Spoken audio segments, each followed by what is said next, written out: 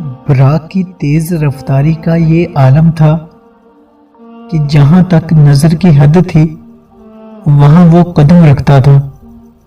براق کا سفر اس قدر تیزی کے ساتھ ہوا کہ جس تک انسان کی عقل پہنچ بھی نہیں سکتی۔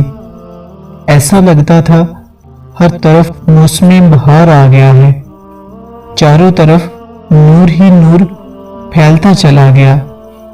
اس سفر کے دوران آپ صلی اللہ علیہ وآلہ وسلم نے مکہ سے مسجد اقصیٰ گئے اور وہاں تمام انبیاء کرام کی نماز کی امامت فرمائی۔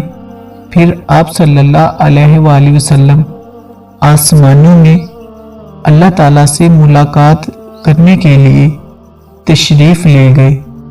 وہاں اللہ تعالیٰ نے آپ صلی اللہ علیہ وآلہ وسلم کو جنت اور دوزخ دکھایا۔ وہاں آپ صلی اللہ علیہ وآلہ وسلم کی ملاقات مختلف انبیاء کرام سے بھی ہوئی۔ اس سفر میں نماز بھی فرض کی گئی۔